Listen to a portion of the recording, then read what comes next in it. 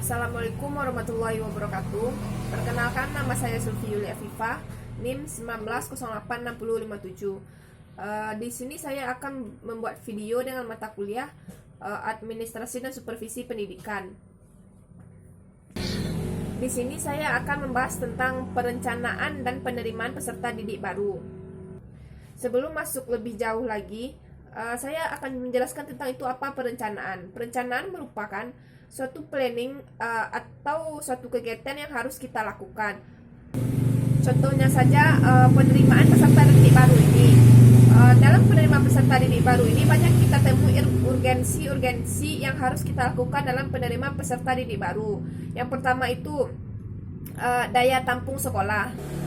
Dalam daya tampung sekolah ini kita harus memperhatikan berapa daya tampung sekolah tersebut yang harus kita penuhi agar tidak terjadinya meledak kapasitas yang ditetapkan sebelumnya. Dan yang kedua ada namanya penetapan persyaratan dalam peserta didik. Dalam penetapan persyaratan ini, peserta didik harus memenuhi syarat-syarat sebelum masuk ke jenjang sekolah.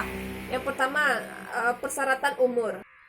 Dalam persyaratan umur ini, peserta didik harus memperhatikan umur sebelum masuk ke jenjang sekolah agar tidak terjadinya masalah-masalah nantinya sebelum masuk ke jenjang sekolah. Yang kedua, persyaratan kelakuan. Sebelum masuk jenjang sekolah, peserta didik harus memenuhi kelakuan atau kriteria peserta didik agar tidak terjadinya hal yang tidak diinginkan. Yang keempat, persyaratan keuangan, dan yang kelima persyaratan rayon.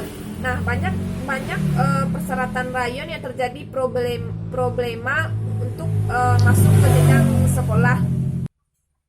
Banyak masyarakat yang tidak menyetujui adanya rayonisasi tersebut karena siswa atau anak-anak mereka ingin masuk ke sekolah yang diinginkan, tapi karena adanya rayonisasi mereka tidak bisa masuk ke sekolah yang mereka inginkan. Yang keenam, persyaratan administrasi. Disinilah banyak terjadi kekeliruan yang mengakibatkan peserta didik tidak bisa masuk ke sekolah yang mereka inginkan.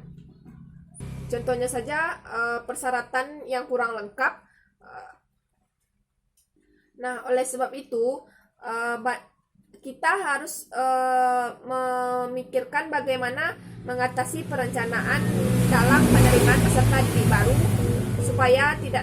supaya bisa berjalan baik dan efisien. Nah, baiklah, hanya itu yang bisa saya sampaikan atau saya jelaskan. Terlebih terkurang saya mohon maaf. Assalamualaikum warahmatullahi wabarakatuh.